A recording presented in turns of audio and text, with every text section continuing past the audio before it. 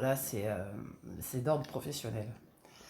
Euh, 12 ans sans travailler pour aider mes petites filles chéries. Je retrouve une activité, mais qui n'était pas ce que je voulais faire. Mais bon, ça m'a permis de remettre le pied à l'étrier. Et donc, en réfléchissant, en me posant, en faisant tout ce qu'il faut, je découvre que c'est dans le social que je veux travailler. Et donc, je postule au CIDFF en, en voulant ce boulot, mais plus que tout au monde, quoi. Je mettais ma vie en jeu. C'était, euh, c'était le boulot que je voulais, qui n'était pas trouvable à Hoche, parce qu'à Hoche, il n'y a pas de place comme ça qui se libère. Et donc un stress énorme, énorme. Je passe un entretien de merde pour moi, qui s'est super mal passé, enfin, où j'étais tellement stressée que j'ai pas donné ce que j'ai voulu donner. Et ils doivent me recontacter pour me dire oui ou non. Et le téléphone sonne pas, le mail il n'arrive pas, il n'y a rien qui se passe. Et le téléphone sonne, et là dans ma tête, je me dis, mais elle va me dire non, il faut qu'elle me dise non, de toute manière, je veux plus, je peux pas travailler là-bas, je vais pas y arriver, donc non, il faut qu'elle me dise non, c'est non. J'étais dans ma tête, je voulais plus aller au CIDF, c'était fini. Non, je m'en sentais pas capable. Elle m'appelle, et là elle me dit oui. Et sur le coup, ça m'a transpercé le cœur. C'est comme s'il y avait quelqu'un qui me foutait un coup de poignard. Et non, c'est pas possible. Et puis après, ça a été l'explosion. C'était waouh, waouh, c'est moi, waouh, ça y est, j'y suis arrivée.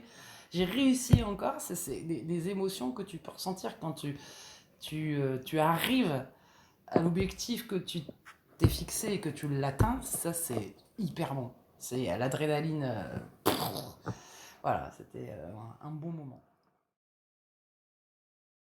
J'ai eu l'accident avec Tati Marion. Et bien c'était, tu sais, un samedi, ils étaient venus manger avec tonton et les filles. Et il faisait beau, c'était un mois d'octobre. Et on a décidé de partir pour aller visiter Rocamadour. Et bon, alors, comme on ne pouvait pas tous rentrer dans la même voiture, papy et tonton sont partis devant. Et puis moi, j'étais dans le scénic avec Tati et les deux petites avec tes cousines et arrivé à Gramma. Alors moi, il faisait chaud ce jour-là et tout d'un coup, je me suis endormie et au bout d'un moment, Tati elle me dit: «Oh là là, Claudine, on va avoir un accident, je me suis endormie.» Et puis là, un grand bruit, bouh. Alors j'ouvre les yeux et on était rentré dans une autre voiture qui était garée au bord de la route. Et tout le côté passager était esquinté. On ne pouvait même pas ouvrir la portière. Les petites, elles ont eu très peur. Et moi, la ceinture m'avait fait mal. Et tout d'un coup, j'avais du mal pour respirer. Alors donc, les pompiers sont venus. Et ils m'ont amené à l'hôpital à Saint-Céré. Et voilà, j'ai été en arrêt maladie pendant 3 semaines parce que j'avais des hématomes partout. Tati, elle a eu une minerve et heureusement, les petites n'ont rien eu. Papy, il me l'a toujours dit. Heureusement qu'il y avait qu'elle est rentrée dans une voiture parce qu'il y avait un poteau en ciment et si elle était rentrée dans le poteau, eh ben, on y passait quoi. Quand j'étais petite, j'ai été dans plusieurs écoles primaires différentes parce qu'avec ma famille, on déménageait beaucoup pour le travail de mon papa et autres. Suite à un des déménagements, il y a mon ancienne maîtresse qui avait demandé aux élèves de ma classe de rédiger des petites lettres et de faire des dessins pour moi, pour garder contact, pour me faire plaisir, ce qui était vraiment adorable comme geste. Ces dessins, j'ai dû les voir quand j'étais petite, puis après, elles ont été rangées dans un tiroir. Et c'est que des années plus tard, que je les ai redécouverts un peu par hasard. Et ces dessins, toutes ces lettres, je les avais complètement oubliées, tout ce qu'elles contenaient. Et j'ai vu tous ces messages qui m'étaient adressés vraiment remplis d'amour, d'affection, enfin des mots d'enfant extrêmement touchants. Et il y avait des mots qui disaient oui, tu te souviens quand on jouait dehors et tout, c'était trop bien et tout. Et moi, je me souvenais même plus en fait de qui étaient ces enfants. Je me souvenais même plus des prénoms parce que j'avais grandi, j'étais au collège déjà. Et vraiment, ça m'avait vraiment bouleversée qu'il y ait eu autant d'amour autour de moi et que j'ai oublié en fait tout cet amour. Il y a même une lettre un dessin avec quelques mots écrits d'un petit garçon. Je me souviens encore du prénom parce que le dessin m'avait marqué. Il s'appelait Léo. Et il m'avait écrit Angèle, je t'aime. Je t'aimerai toujours ou un truc comme ça. Et moi, je te vois, mais non, mais le pauvre, je me souviens même plus qui il est. Et il m'a dit je t'aime. J'avais trop les boules. Et je sais même pas si un jour je pourrais retrouver son contact juste pour dire mec, est-ce que tu te souviens de ce dessin? C'était vraiment trop chou. Et voilà. Ce jour-là, vraiment, quand je les ai relus, ces petits mots, ça, j'ai pleuré parce que je m'en voulais en fait d'avoir tout oublié.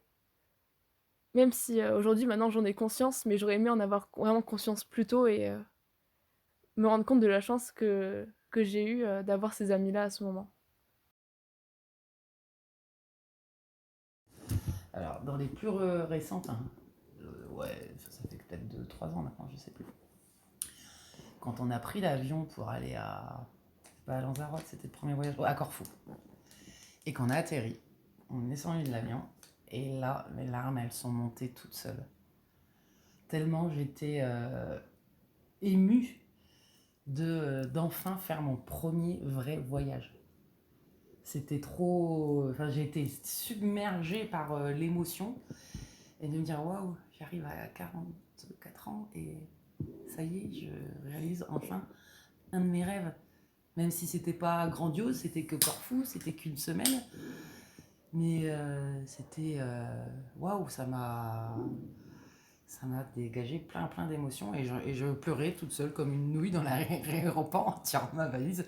Et voilà, c'était quelque chose de très personnel du coup. Ouais. C'était juste par rapport à moi et à mes attentes de la vie et que je me suis dit, eh ben, comme quoi on peut arriver à tout à partir du moment où on le décide et qu'on le veut, quoi.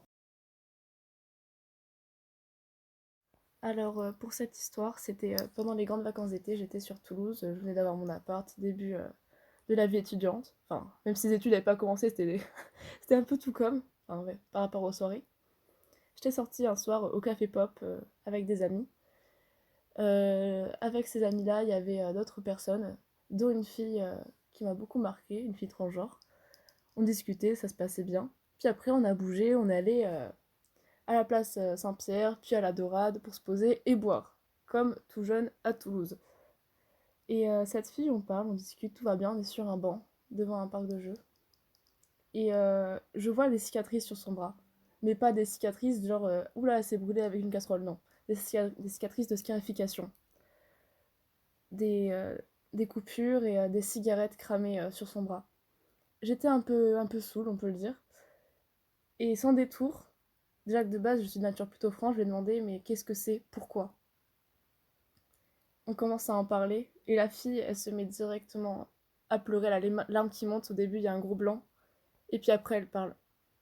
Chaque partie de son bras où il y avait des cicatrices représentait une des relations qu'elle avait eues. Et du coup j'ai parlé avec elle pendant 1 heure et demie de ça. Et elle me racontait voilà ses relations, les échecs, comment elle avait vécu à chaque fois l'abandon. Enfin, c'est quelqu'un qui était en dépendance affective. Et elle m'avait parlé de la dernière relation qui était entamée, qui était consommée avec un garçon. Et ce garçon, il la reconnaissait pas vraiment, on va dire. Voilà, il lui donnait pas d'importance, pas autant qu'elle espérait.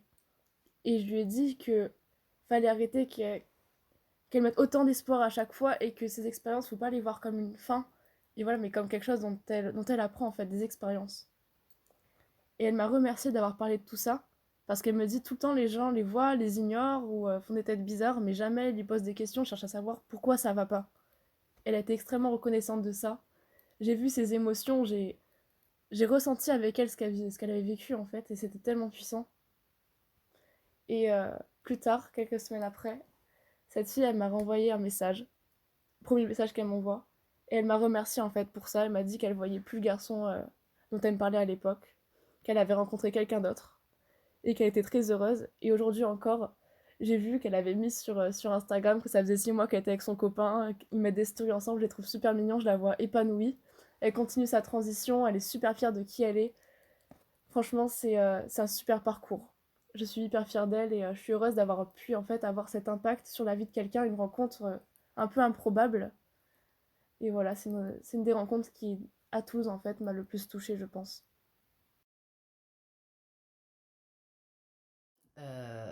un concert. Un concert où j'ai pleuré. Tellement j'étais